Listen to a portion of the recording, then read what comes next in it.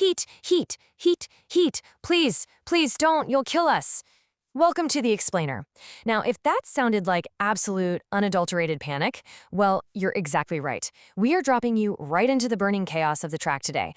Today's focus, tactical deconstruction, full throttle vehicular combat. We're going to break down the sheer madness of a high-speed, completely expletive-laden transcript from the brutal world of vehicular combat. We're taking what honestly sounds like a senseless blur of shouting, explosions, and burning rubber, and we're transforming it into a highly structured tactical analysis, because we want to see exactly how survival works when that speedometer hits the red line. Okay, let's dive into this. How do you actually survive a high-speed chase when every single vehicle on the road around you isn't just a car, but a heavily armed weapon literally trying to take you out? You know, it's not just about who's got the fastest engine or the heaviest foot. No, it's all about those split-second tactical decisions made under the most extreme pressure imaginable. Let's kick things off with Section 1, the chaos of the truck. To actually make sense of this blur of shouting and explosions, we've got to metaphorically freeze the action for a second. Check out this exchange straight from the transcript. One driver looks over and yells, "Jesus Christ, you're on fire." And the response? A perfectly deadpan, "Don't I fucking know it?" I mean, the absurdity here is absolutely incredible. Underneath all that panic, there's this grim baseline reality that these drivers just accept. Being literally engulfed in flames? Yeah, that's just another Tuesday on the track. Let's move to Section 2, defensive vehicular countermeasures, and see how this builds. Survival out here isn't just about outrunning the enemy, it's about being able to take a really serious hit. So first up in the defensive arsenal, we have what's called the tombstone. And trust me, it's not just a catchy, intimidating name. This is heavy rear armor designed to be physically dropped directly into the path of whoever's pursuing you. In the transcript, we actually hear a crew deploying this brutal kinetic countermeasure on a strict 3 count. Drop the tombstone on my mark. 3, 2, 1. It acts as this massive physical blockade meant to instantly crush or halt a tailgating threat. It's a brilliant move, absolutely, but it's finite. Once you drop that tombstone, your rear flank is completely exposed. Which naturally brings us right to our next line of defense: shields. The source describes these as deployable physical or energy barriers used to protect those newly exposed flanks, specifically targeting super vulnerable spots like the fuel tank or what they call the quarter left. But the real takeaway here? Armor on this track is not a given at all. It's a scavenged, highly contested commodity. The transcript actually reveals this desperate race for a lit shield up ahead, followed by the agonizing realization that nothing's lit for a half lap. Imagine that for a second. Driving a rolling bomb, just praying you hit a glowing shield pickup before enemy fire whips right through your engine block. Which flips us over to Section 3, offensive tactics and weaponry. Because, you can't just play defense forever. Drivers have to constantly pivot from desperate survival into brutal attack modes. Now, what's really interesting about this is the sheer chaotic variety of the arsenal they're working with. We've got environmental hazards like napalm, oil, and smoke to just blind and burn pursuers. But then, look right below that, swords. They're literally activating swords on moving vehicles for close quarters tearing. We go wildly from medieval, gladiator-style combat straight into heavy, modern ballistic 50 caliber shells and even specialized tactical throwables like a Miller foam grenade. The tactical adaptability a crew needs to seamlessly switch between all these weapons, it's just staggering. I really want to punch in on that number for a second. 50, as in 50 caliber shells. In the transcript, a character named Case gives this terrifying warning that these massive, highly destructive rounds are going to punch right through their heavy tombstone armor in a matter of seconds. And that creates this incredibly intense ticking clock for the crew.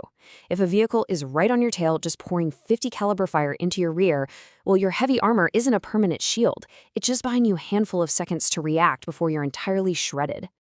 That kind of pressure brings us to Section 4, the anatomy of a crew. This intense, relentless pressure forces us to look at the actual people inside the machines, specifically the high-stakes dynamic between the driver and the navigator, or coach. Take a close look at this dynamic. On one side, we have the driver, running purely on adrenaline, pure instinct, and honestly, a whole lot of ego. He's screaming, "I know what I'm doing, shut up, man." He's completely locked into the visceral, immediate threat of the chase. But on the other side, the coach is desperately trying to maintain tactical superiority and situational awareness. He's pleading, "You can't go head-to-head with Joe like this. He'll tear you apart." Another voice even begs the driver to listen before he gets his boat, meaning his vehicle, totally destroyed. It is a fascinating, deadly tug of war.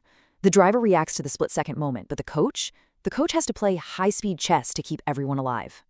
And when that fragile crew dynamic breaks down, things fall apart at terrifying speed. This timeline maps out the rapid succession of a crew completely crumbling under sustained fire. What sounds like a solid block of panic in the audio actually charts a very clear sequence of an escalating tactical retreat. In mere seconds, it starts with the initial shock. We're under attack. Heat, heat, heat. Within minutes, it turns catastrophic. Everyone is down. We've lost Chandler. They're literally forced to abandon their vehicle entirely, sprinting for an elevator and chucking Miller foam grenades just to cover their desperate escape on foot. Things go from bad to absolutely apocalyptic in no time at all. Which brings us to our climax, Section 5, the final winning gambit. We've seen the weapons, we've watched the defenses fail, and we've heard the panic. And now we arrive at the absolute ultimate moment of vulnerability for our main crew. Just listen to the sheer desperation here. The nap won't fire. No smoke, no oil, no nap again. The tombstone won't take much more than this. Literally everything is offline. Their defensive armor is crumbling under 50 caliber fire. Their offensive weapons are totally jammed, and earlier in the transcript, we learn the enemy just stole a shield right out from under them. They are cornered at over 100 miles an hour with absolutely nothing left to throw at the enemy. So, the crucial point is how they react to this seemingly impossible scenario. All that frantic, screaming dialogue we've been analyzing suddenly distills into this precise, cold-blooded, 3-step formula for survival. Step 1, unhook the nap. Step 2, get on the left. Step 3, execute the target. They look at a broken, jammed weapon system, their napalm rig, and they adapt on the fly. They manually unhook it to turn the tank itself into an improvised explosive projectile. They toss the bomb, followed immediately by the perfect cinematic sign-off. Merry Christmas, asshole. And honestly, the aftermath is just incredible. After minutes of absolute screaming chaos, fire, exploding armor, and imminent death, that victorious lethal gambit is met with a surprisingly calm, understated, totally professional compliment. Just, oh shit, nice work. I love it. It perfectly encapsulates the hardened mentality of these survivors. To them, pulling off a split-second, MacGyver-style explosive improvisation to avoid certain death, that's just another day at the office. It really makes you think about how we process pressure, doesn't it? In the ultimate test, when your armor is entirely gone, your weapons are completely jammed, and the enemy is closing in for the kill, will you freeze in the panic, or will you adapt to the chaos, unhook the nap, and take the shot? Thank you so much for joining me on this high-speed breakdown. Keep adapting, keep learning, and I'll catch you in the... Hello, welcome. Let's beginning, guy. Hollywood movies lovers. New movie story watching. Now begin. Suspense stories, guys. Please supporting and subscribe more, please.